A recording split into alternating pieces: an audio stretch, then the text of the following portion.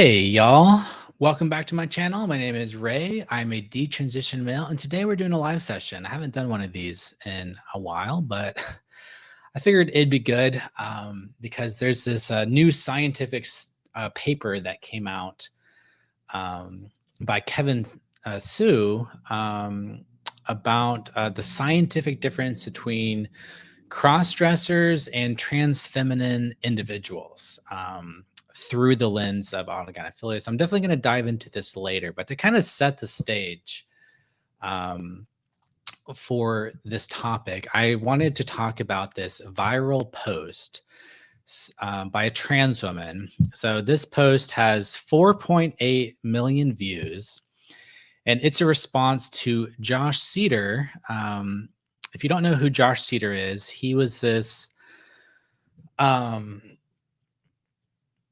he like kind of did this stunt. Originally he was like a reality TV star, but then he kind of got like kind of this 15 minutes of fame from doing this like big stunt where he pretended to be a trans woman for 6 months, looking like this picture here. And he kind of lampooned trans women and gender ideology. And his purpose was to show that, by all the metrics of, what counts as a valid trans woman, he was valid according to the self-ID account. And so, but he was making it look so ridiculous. But like conceptually speaking, if you fully buy into radical self-ID ideology, then like people on the left, the progressives, the trans activists, would like not be able to criticize this until he because there was a little bit of uncertainty. I mean, most people kind of knew like from the beginning that it was like, parody or satire, or was like a gag or something that he was kind of but he didn't outright say it. And so there's sort of this presumption of, in the progressive trans friendly world, the trans allies, that like, if someone sincerely, says that they're trans, that you can't question that. You can't question whether someone is like really trans, because there's a lot of controversy in the, radical trans spaces, radical gender ideology, radical leftist spaces, where essentially there's this debate between trans medicalists who say that there are definite criteria for being trans. It's like a medical condition that has to be properly diagnosed.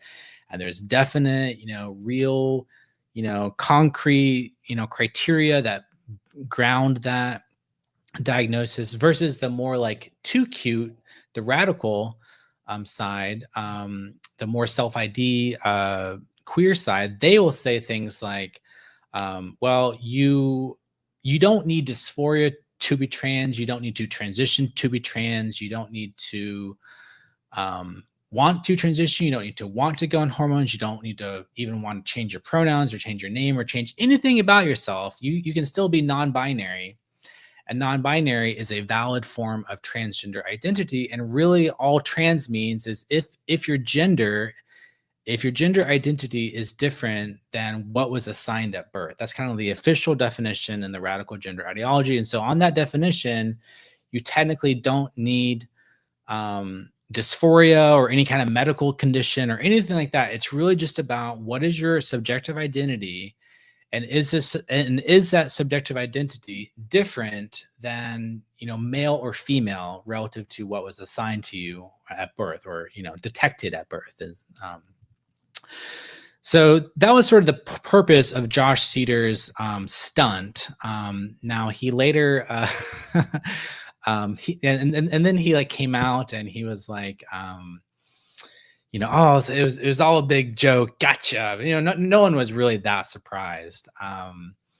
But interestingly, after he revealed it was a stunt and that he was only cross-dressing, he was only acting like this for, purposes of the social experiment, he nevertheless has continued, cross-dressing. He's like continued this stunt.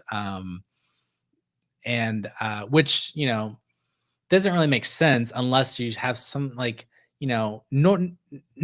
normally when you do a social experiment, when the social experiment is over, you stop like doing the thing, but he kept doing it. And so a lot of people in this sort of like, niche autosexual communities has sort of speculated that, well, he's probably AGP, because really you really need to have a predisposed interest in cross-dressing to, you know, put in the level of effort that he did, because he has a very extensive wardrobe of like pretty tastefully chosen, women's clothes. It's not just like he went to Walmart and got one dress. I mean, he lived this for like 6 months, and he seems to be cross-dressing like every day. Not to mention the recent controversy of like he probably faked his own death recently, but I'm not going to get into that. Anyway, on Feb 13th, he published a tweet that said, "Trans women are just cross-dressing men." That was in response to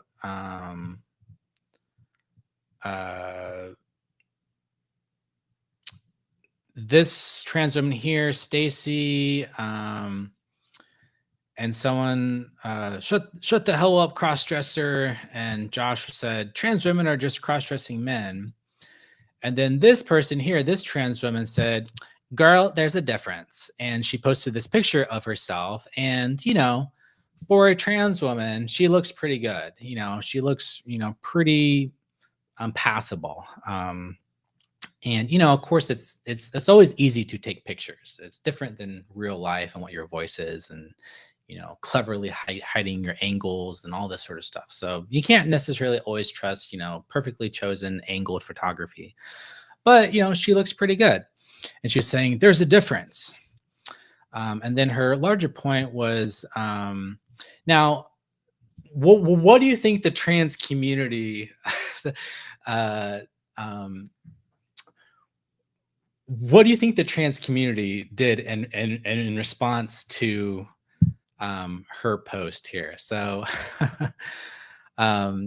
she had to apologize for this tweet. She said, "This was in poor taste and I apologize. It came off as me saying that I'm more of a woman because I pass better. I'm leaving the tweet up because I don't want to sweep my mistakes under the rug, but I'll put more thought in the future." This is so crazy. So here's an example of some of the, someone said, "It's chill. I get it. I'll never be feminine enough to get to exist in trans spaces without feeling like this is how other trans women think about me. That's cool." Or here's some quote tweets. "I just want to say that I know the person on the left sucks, but if someone identified as a trans woman and looks like that, it's okay. People using this trend need to remind you that you don't need to pass to be trans." And this person said, "As someone who knows many trans women who pass and those who do not, there's not a single one that looks like a crossdresser, even if they had short hair, facial hair, etc. They all have something I've noticed crossdressers do not, being naturally feminine in ways." So this is just patently a ridiculous statement. The idea that all trans women who identify as trans women have some natural femininity that distinguishes them from, someone who looks like this, like a crossdresser. It's just patently absurd. And just to give some illustrations of the absurdity of that statement, here's a trans woman. Woman's gym fined 1,000 euros after, is that pounds or euros? Sorry, I don't know my European denomination currency symbols. I don't know if that's a pound or a euro. Sorry. After denying balding trans-identified male access to showers. So that's that guy. That's a dude. Looks like a dude. Is he naturally feminine?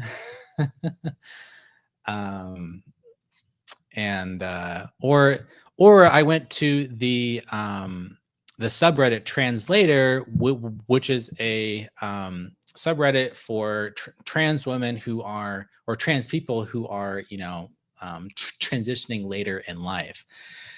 So this person, do they look different? And I just found these examples in like 5 seconds of like looking on this forum. Or what about this person? Or what about this person? are they naturally feminine? Different from crossdressers. I know actually a lot of crossdressers who look way better than this, and are way more naturally feminine than this person. Or this person here, also a trans woman. Are they naturally feminine? Are they so much different from crossdressers? Or this person here, or this person, or this person. I already showed that person. And yeah, someone commented, isn't the joke the difference between a crossdresser and a trans woman is about 6 months? Yes.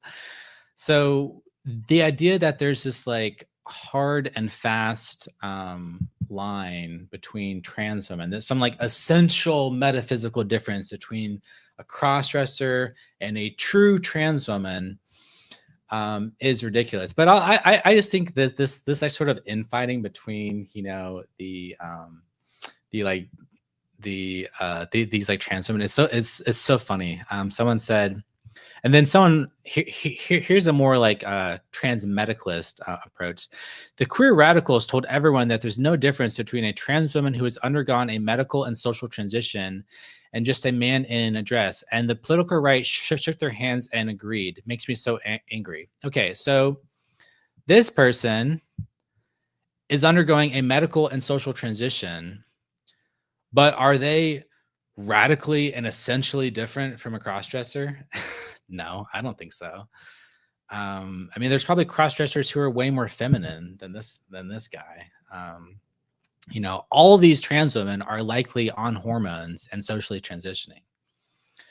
So to me, it's like kind of ridiculous to say that there's this radical difference between, people who undergo medical transition and men in dresses, as if the desire to take hormones is indicative of some deep ontological essence of being a woman. Let's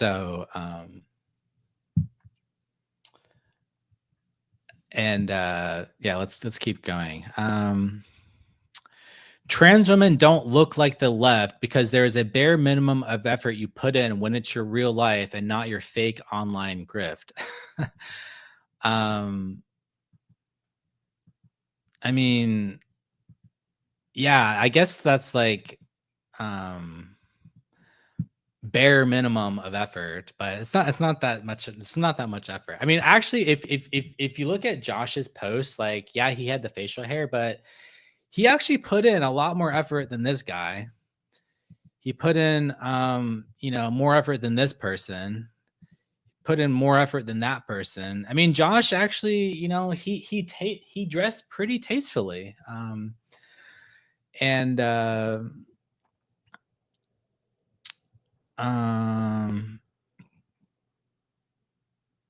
Only on Twitter will you be called a trans med misogynist scum because you said you want to be seen as a woman and not a crossdresser.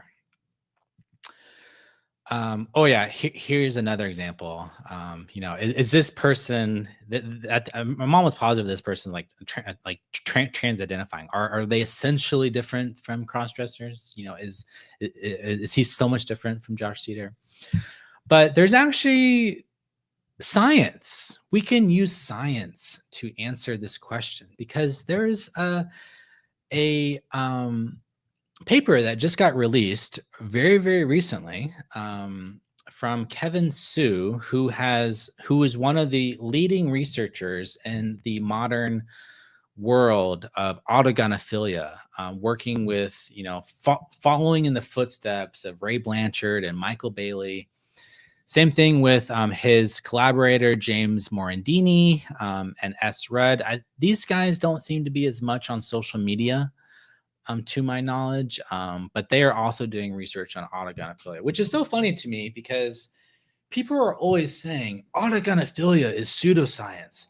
Autogynephilia is fake. It's been debunked. Well, if it was debunked and pseudoscience, why are there continuing to be peer-reviewed, empirical studies being published in respected, scientific journals, archives of sexual behavior. That's like a legitimate journal in the world of sex research. Now, the transactivists will say, like, well, Ken Zucker is, the lead editor, and they're just a bunch of transphobes. And so, of course, these transphobic editors are going to, promulgate this pseudoscientific, theory of autogynephilia. But no, that's ridiculous. So anyway, this paper, cut from the same cloth, comparing the sexuality of male crossdressers and trans feminine individuals through the conceptual framework of autogynephilia. Let me read the abstract. Autogynephilia is a natal male's propensity to be sexually aroused by the thought or fantasy of being a woman. Being male crossdressers and trans feminine individuals, a broad range of individuals, both male crossdressers and trans feminine individuals, a broad range of individuals born male with a feminine gender identity, for example, trans women, have been shown to be motivated or characterized by autogynephilia. Although there is a lack of research on whether, also I think it's interesting, he used the phrase motivated or characterized, which sort of cuts through this critique you often hear from trans activists or trans women saying, like, well, autogynephilia wasn't this like primary causal motivation, but in like this sense, it's like he's not necessarily saying like, oh, it's like a causal explanation. It's just like you can be characterized by the theory, like you fit into the pattern, you fit the description. So it's not necessarily making a strict like causal claim that the only causal motivation here is like autogynephilia. There might be other motivations as well, but at least both male crossdressers and trans feminine individuals can be motivated or characterized by autogynephilia. Although there is a lack of research on whether other potentially related aspects of sexuality are comparable between them, the conceptual framework of autogynephilia offers several predictions that can be tested empirically. Following these predictions, the present study examined whether 10 diverse aspects of sexuality differed between 519 male crossdressers and 288 trans feminine individuals recruited from online communities, as well as between both groups, and 293 cisgender men and 301 cisgender women recruited as control groups. The overwhelming majority of male crossdresser and trans feminine participants identified as heterosexual, bisexual, asexual, or pansexual.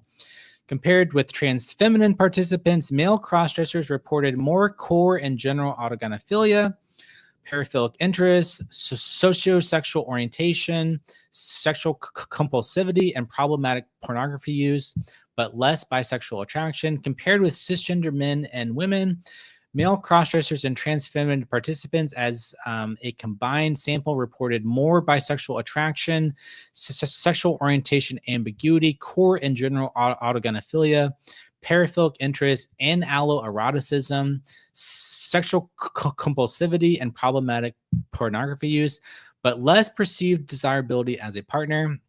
The difference were larger comparing male crossdressers and trans feminine participants with either controlled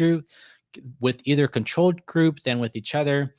Results suggest that while autogynephilia is especially important to the sexuality of male crossdressers, it also figures importantly in the sexuality of trans feminine individuals, even if it is expressed and organized differently. So in other words, both crossdressers and trans feminine individuals, trans women, have their sexuality, that they have the same sexuality, but it's expressed and organized a little bit differently. But it's ultimately this. There's the same underlying construct that's driving and this behavior, even if it manifests slightly differently. So while and also, by the way, someone in the original thread, someone was like, the AGP trans women dichotomy, which is hilarious because, this trans woman says, like, girl, Blanchard would label me AGP. Someone said, AGP versus dolls. Blanchard would call me AGP2. So presumably this person, falls into cluster B. If you remember ContraPoint's original video distinguishing between cluster A and cluster B, HSTS, the homosexual transsexual versus versus the autogynephilic transsexual. In like cluster B, you didn't have obvious signs as a child. You didn't always know from a young age. You were not overly super effeminate as a young boy. You have stereotypically masculine interest. You're typically more autistic and nerdy. You transition later. You have more masculine features. You're usually taller. You have less neoteny. So you're just so your neoteny is like feminine naturally. And yeah, so that's sort of the cluster B. So she's saying basically that she would fall into that cluster B. But, not all AGPs end up looking, super, clocky or non-passing. Some AGPs, can through a lot of effort. I mean, I don't know if this person has like gotten, facial surgery or, breast augmentation or whatever. But, there are AGPs who can spend a lot of money and get good results, or just be pretty lucky and have, not all AGPs are, always, super masculine in their appearances. So anyway, I wanted to look at this graphic here. Down here. So this one. So violin plot of means and 95% confidence intervals for male cross-dressers here, transfeminine individuals, cisgender male controls, and cisgender female controls on the composite variable.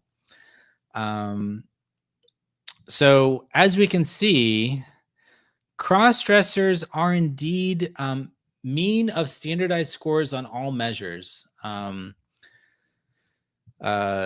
So cross-dressers are different from transfeminine individuals, but both cross-dressers and transfeminine individuals are different from either control males or control females. And it's especially important to notice that they're both different from control females. Because there's this whole idea for the longest time that like, well, AGP is normal female sexuality. So if a trans woman has AGP, then under that logic, they would have normal female sexuality. But on this actual measurement, the scientific study, both crossdressers and transfeminine individuals have different sexuality compared to control females. So AGP is not normal sexuality. But what are the measures here? Like, what are they actually measuring? So we have the Kinsey scale. So whether you're, bisexual or heterosexual, homosexual, sexual orientation, self-concept, ambiguity scale. I'm actually not familiar with that scale. The core AGP scale, the general AGP scale. I'm actually not sure what's the difference between core scale versus general scale. Paraphilic interest scale and alloeroticism scale. So that is like having no sexual interest in like other people, like you don't get aroused or sexually attracted to like other people. Revised sociosexual orientation inventory. So sociosexual is like basically how willing are you to have casual sex, essentially. And famously, men are way more interested in having casual sex compared to females. You have a sexual compulsivity scale, a cyber pornography use inventory, and mate value scale. So on all these measures, it is true that crossdressers are different from transfeminine individuals, but transfeminine individuals are different from females. So this is not normal female sexuality. And someone asked, are the trans femmes on HRT? So I believe they controlled, let me see here.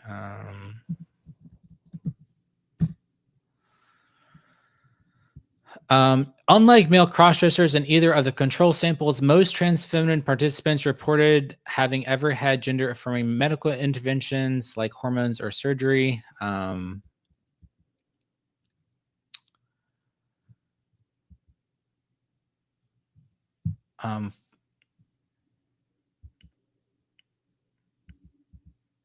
Yeah, so it looks like most of these trans feminine individuals were had some sort of medical intervention. So let's keep going. I kind of want to read. Let's go to the conclusion, the discussion section.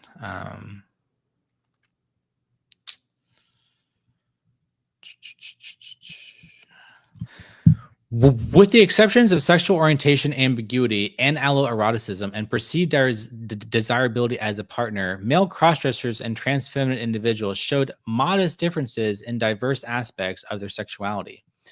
Consistent with our predictions, male crossdressers reported higher levels of autogynephilia, paraphilic interest, sociosexual orientation, sexual compulsivity, and problematic pornography use, while trans feminine individuals reported more sexual feelings towards men or bisexual attraction.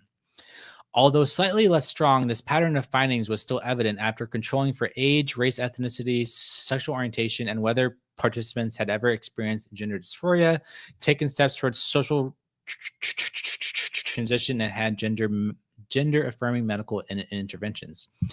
If we had not made an incorrect prediction and not applied the Bonferroni correction, male crossdressers would also have been higher on sexual orientation ambiguity and perceived desirability as a partner than trans feminine individuals.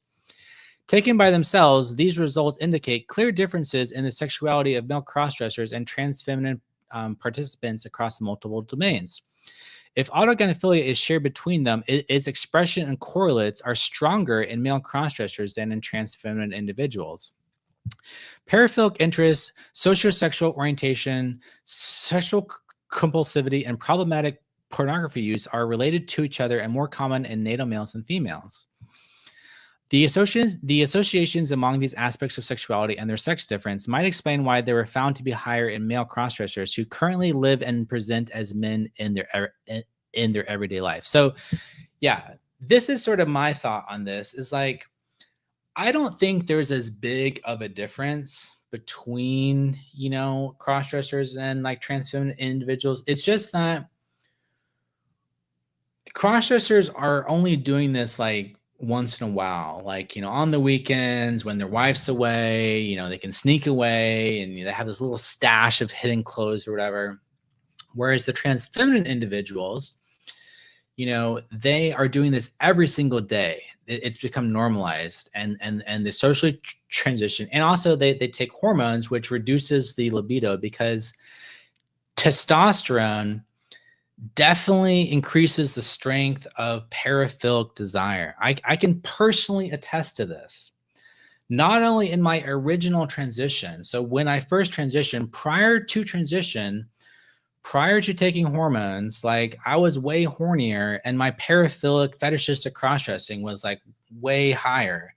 And then once I started cross-dressing every single day, once I started, social transition, once I took hormones, once all the novelty and excitement and all that went away, it's sort of like the paraphilic dimension of my autogynephilia really went down, way down. To the point where I wasn't even, experiencing paraphilic desire. And then when I detransitioned, and I got off the hormones and the testosterone came flooding back, like paraphilic desire really ramped up. And also I noticed that, so I take a drug called Clomid, which is a drug to increase your testosterone levels. It's a treatment for male infertility. And I noticed I sort of like slacked off on taking that for a little bit. And I noticed that when I started taking it consistently again, my paraphilic desires like ramped up big time. So I think there is a direct correlation between like testosterone levels and, paraphilic desire. So it makes sense to me if you are living and presenting as a man and you're only cross-dressing in these like, like special contexts, and usually the context in which cross-dressers are cross-dressing is in sexual masturbatory context. They're having like a masturbation ritual essentially. And so in that context, yes, you're going to experience all this stuff like way more intensely, and you're going to have higher dimensions. Okay, so they go on to say, perhaps trans feminine individuals were less likely to report these aspects of sexuality because they wanted to appear more feminine and less masculine, consistent with their feminine gender identity. Alternatively, they worried about social disapproval and discrimination by endorsing these aspects of sexuality, which are stigmatized in society. So yeah, this is definitely true. So going back to all these people, I can guarantee you that, this person right here had a paraphilic fetishistic cross-dressing experience prior to, his transition. But if you ask him now about those experiences, I guarantee you that he would downplay that because it doesn't resonate with his feminine identity. It's not socially acceptable to talk about being a kinky freaking fetishistic crossdresser or having a sissy kink or whatever. So all that gets downplayed in service of social acceptability. Because if this person is going to work, talking to their colleagues, he's going to present a socially acceptable narrative about and part of autogynephilia itself is wanting to be perceived as a woman. And in order to be perceived as a woman, you have to sort of like, spin a story. And there's been so much anecdotal and empirical research over the decades showing that trans women, AGPs, very commonly distort their narratives and they downplay their history of fetishistic cross-dressing arousal. That is very common. They downplay this. They don't admit to it.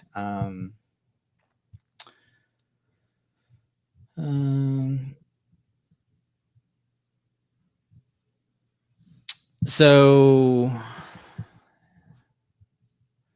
someone said, like when I was in sissy porn, I swear I really wanted to have sex with a dude.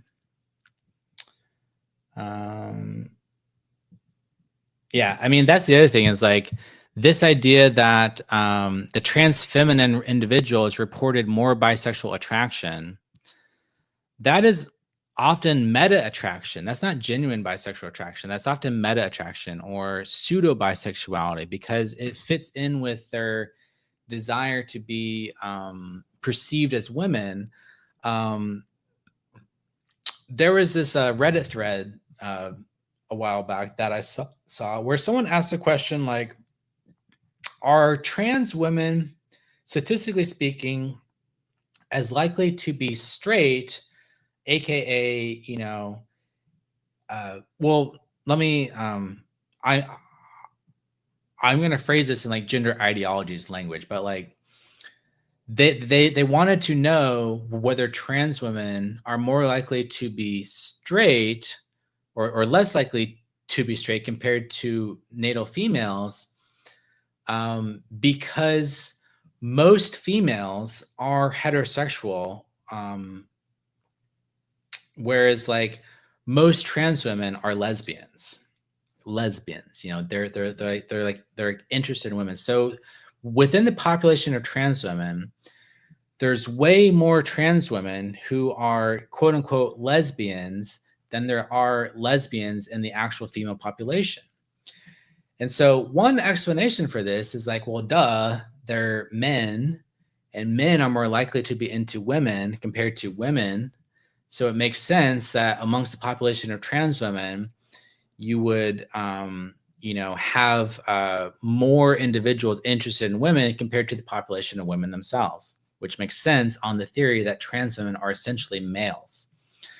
or most trans women. We're not. I'm kind of ignoring the homosexual transsexuals for the purposes of this conversation. Now, a lot of people in that thread push back and are like, well, you can't assume that, blah, blah, blah. Like there's a real reluctance, I think, to admit that trans women are different on average in their sexuality compared to normal females, because, trans women really don't like admitting intrinsic psychological differences between trans women and females. They will admit, but grudgingly, that we don't have the same chromosomes. We don't have like the exact same biology. We don't have the exact same anatomy, but psychologically, we are females. We are, psychologically, we have female brains. And so while trans women, trans activists, these gender ideologues, they're willing to admit that anatomically trans women are different from females, they are very reluctant to admit that there's essential psychological differences between trans women and females. And sexual orientation is a psychological thing. So it sort of like doesn't sit well with trans women that most of them are, lesbians. And the whole like bisexual thing is really just like they want to be into men in the same way that women are into men. They want to be boy crazy just in the same way women are boy crazy. I remember when I first came out as a trans woman in my local trans support group, this one trans woman, she was like in her 50s or something, married, had kids, had dated women her entire life, but she swore up and down that all she was interested in was men, that she was boy crazy, that she was, so into men. It's like, bro, you were a heterosexual married man for decades and fathered children, and you're trying to tell me that your true sexuality is to be super into men. No, it's because being into men validates your perception that you are like women.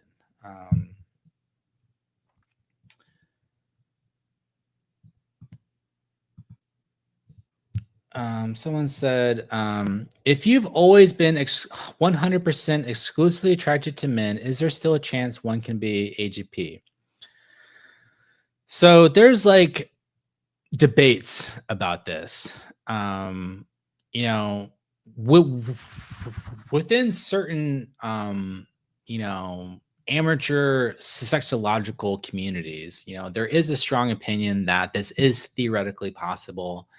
They call it gay GP, such that just like, so we're talking about an etiology of homosexuality. What causes homosexual activity? What causes homosexual behavior? And there's theories about different pathways, different causal pathways that can cause you to ultimately engage in homosexual behavior or to develop homosexual attraction. And one theory is that autogynephilia, like extreme meta attraction, is such that your meta attraction is so strong that you essentially, it drives you into being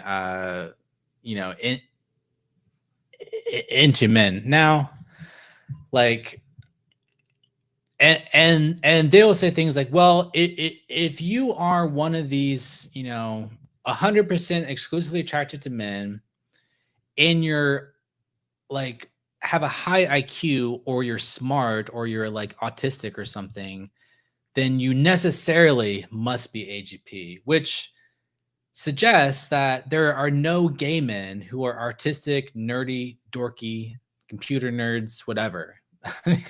Which to me, that's not a good argument, because within any population, there's always going to be a distribution of traits. And within the gay male population, there's almost certainly going to be autistic, nerdy, dorky trans women who fit the computer nerd stereotype of AGPs, but they're actually just, gay men. And so while I think it is theoretically possible, and I have seen some good like examples of, purported gay GP, but you really have to dig into the specific nature of like how does your attraction manifest? Like, are you attracted to men because you really love like the masculine body? Like you're attracted to, masculine features like, body hair and muscles and beards and testosterone and musk and on the smell of men? Are you truly androphilic, or are you into men because you are a submissive bottom, or you like to play the role of a woman, or you like to or you like the way men make you feel, or something like this, or men make you feel more feminine, or they make you feel more valid in your role as a submissive bottom. So I think it is like theoretically possible, but you have to really dig into the specifics. But I wouldn't automatically say that, and I think some people in my amateur autosexual community are like way too quick to like diagnose people as gay GP, simply in virtue of the fact that the gay person happens to be intelligent, which like to me is like, that's like insulting to gay people, to gay men, saying like gay men can't be autistic and nerdy and smart, which is like crazy to me. Like, it's because there's going to be, a distribution within the population.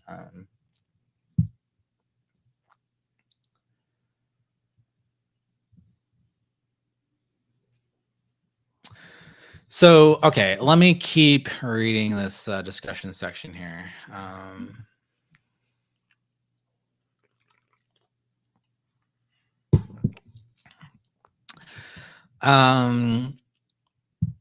They worried about social disapproval and discrimination by endorsing these aspects of sexuality, which are stigmatized in society. This possibility is supported by the fact that they were more likely than male crossdressers to report bisexual identity and attraction, which is less stigmatized by comparison.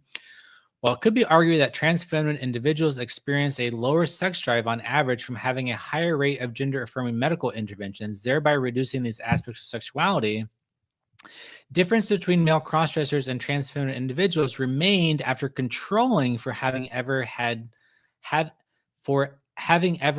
gender-affirming medical intervention. So that's interesting. That's saying that while it is true that the hormones reduce your sex drive, they reduce your libido.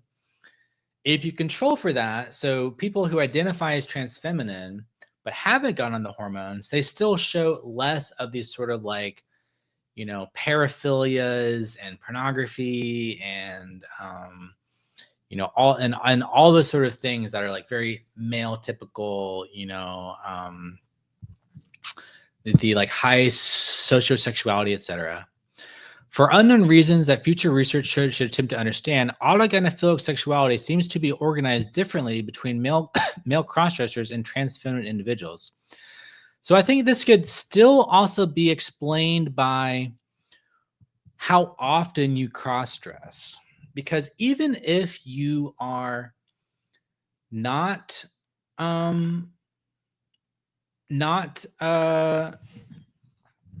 on hormones and you identify as a trans woman, you might be cross-dressing every day, in which case the novelty and the fetishistic aspect diminishes simply in virtue of removing the novelty of the stimulus. The other thing is that I've noticed that a lot of, so if you go into like trans subreddits, like sissy subreddits and stuff, and you sort of read these stories of people who explain like they have this am I trans, or is it just a fetish, and then they'll say like, I had this pornography addiction, I've been like watching sissy porn for years and trans porn and all this stuff, and like that was my outlet for my gender stuff. And then they'll say, As soon as I accepted myself as trans, my interest in watching that sort of trans pornography instantly diminished, and I never looked at it again. Part of it, I think, is the fact that watching porn is a very male-coded activity. So once you activate that feminine persona, it becomes ego-dystonic to be engage in watching transgender pornography, because now you are a trans woman. You are identifying as a trans woman. So you feel guilty about fetishizing yourself, essentially. And so you sort of downplay your pornography, or you stop watching it because you're now a woman, and like women don't watch porn. So I think there's a dysphoria element, like having a porn addiction and watching, being into kinky stuff like that. It can be dysphoric for autogynephilic trans women, because it like doesn't match their ideal image of themselves as a woman. So I think that's part of it. Is like, and the other thing is that if you identify as trans and you start your social transition, even if you haven't taken hormones, you are, what was it? I totally just lost the train of my thought. What was I going to say? Anyway, because trans feminine individuals receive gender-affirming medical interventions and take steps towards social transition more commonly than male crossdressers, it is possible that they experience physiological, hormonal, or mental changes that contribute to a different organization of autogynephilia. However, our findings that differences in sexuality remained after controlling for demographics, including whether participants had ever had gender-affirming medical interventions or taking steps towards social transition. Okay. So they did actually control for social transition.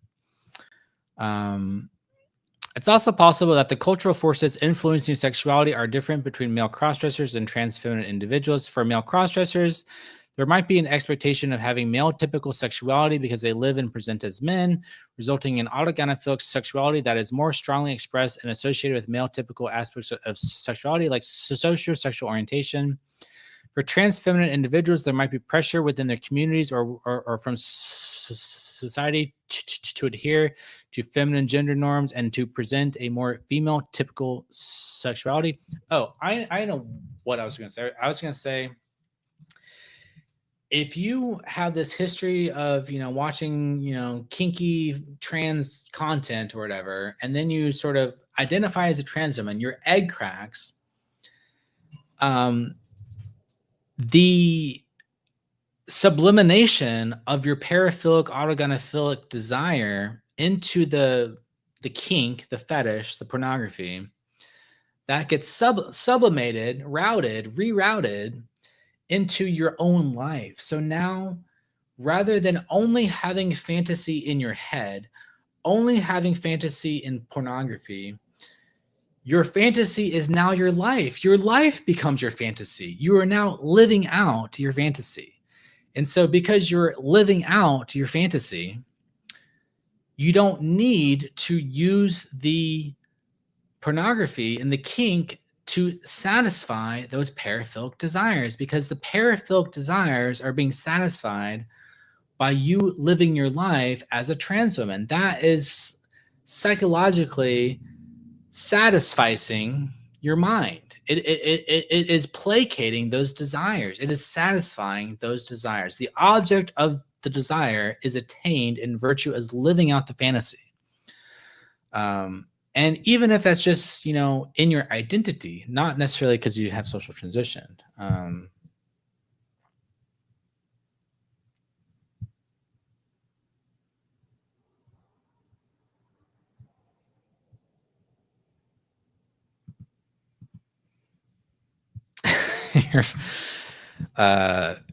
Yeah, like sounds like you're triggered, maybe a little defensive.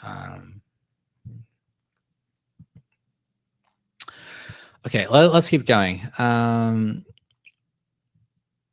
If these cultural forces are important in explaining why autogynephilia and its correlates are different between male crossdressers and trans feminine individuals, the next question is whether these differences extend beyond mere self-report.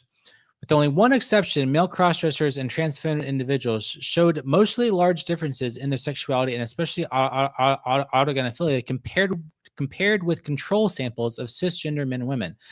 So this immediately contradicts this famous study, Moser autogynephilia.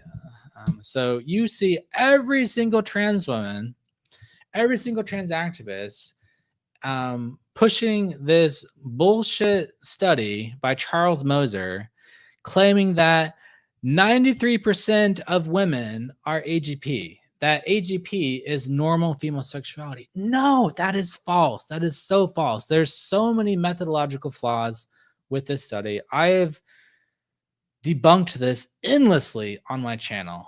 I'm not going to do it again because I've already done it a million times on my channel. But again, with this research, women and men, or women,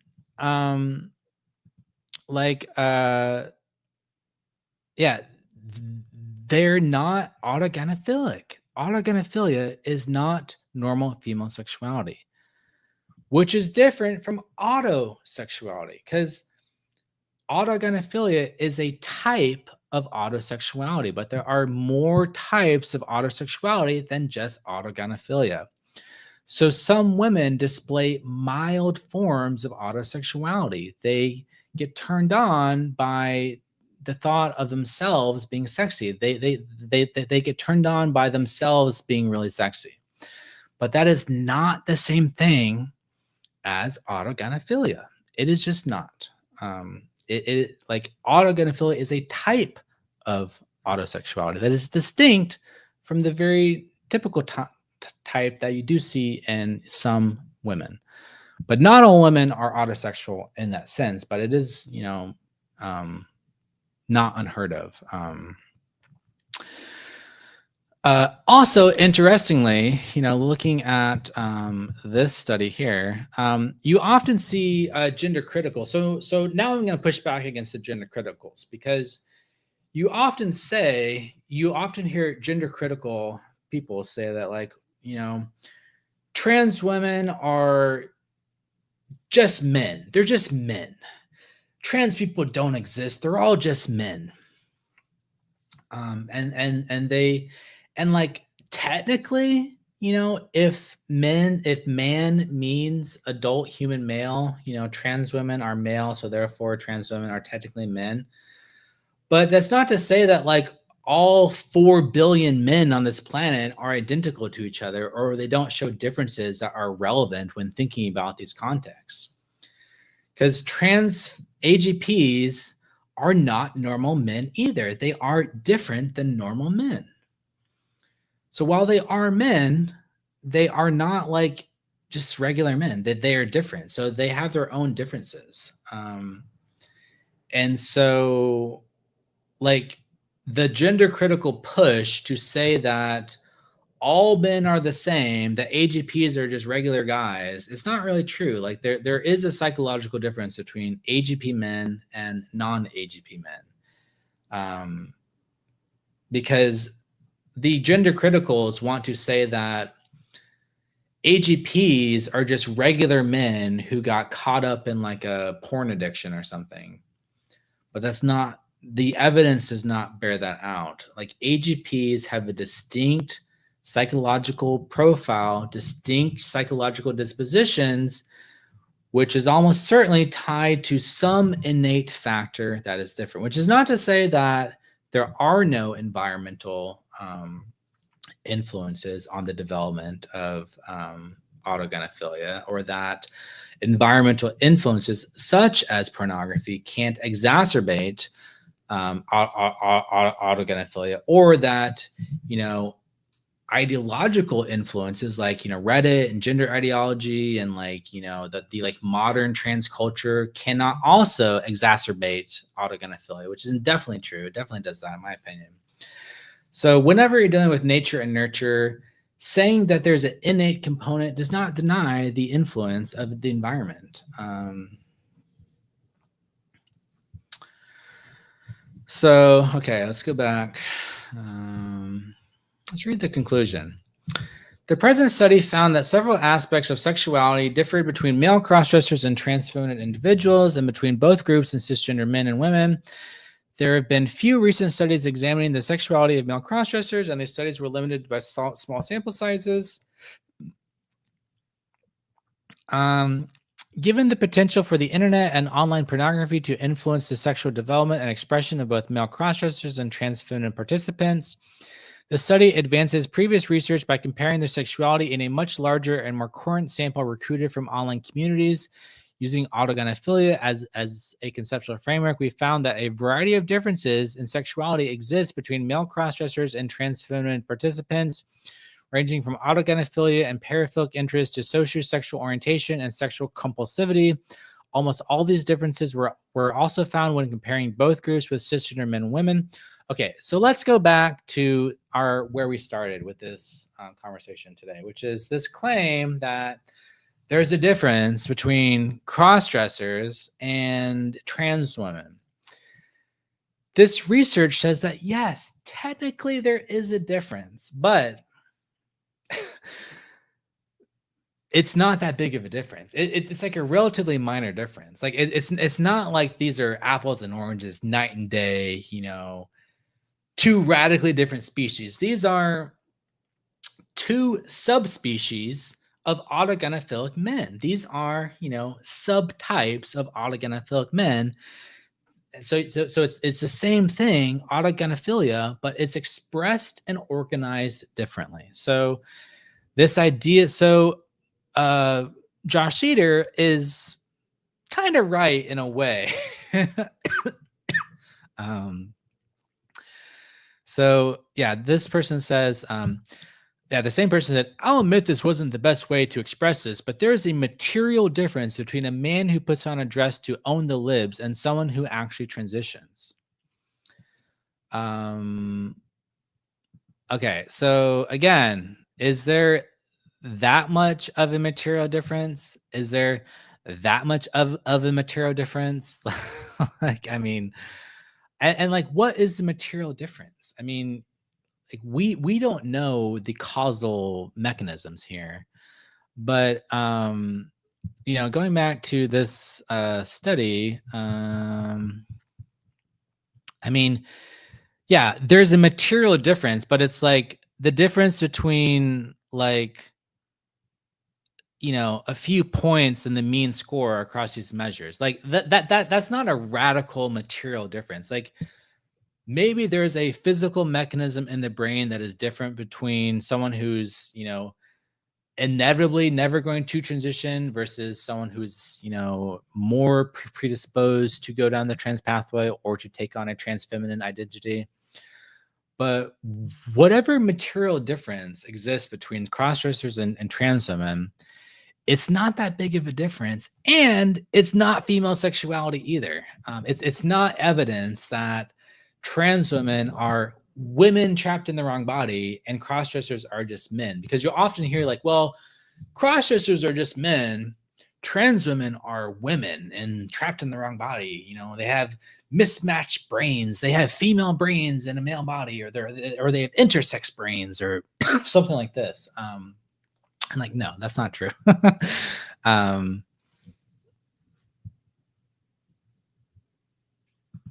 Someone said, when I was pre-HRT, cross-dressing felt euphoric at first, but eventually made me super uncomfortable that I looked like a man in a dress in the mirror instead of just a man. Yeah, like I experienced very similar feelings when I started my transition. Like, because I was trying to go out and present myself to the world, the man in the dress phenomenon became ego-dystonic. It became deeply uncomfortable to experience that, to know that I looked like that, which created a lot of dysphoria, which didn't exist prior to me transitioning.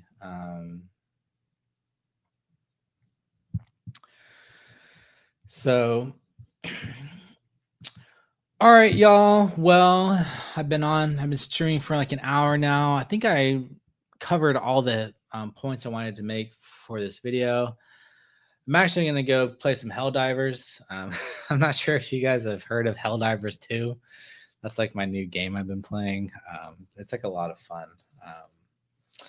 So yeah, I'm probably going to go play some Helldivers. And yeah, this was fun. I hadn't done a live session in quite some time. So it was nice to get on here, chit chat with y'all. So appreciate everyone watching, and yeah, have a good night. Take care. See you.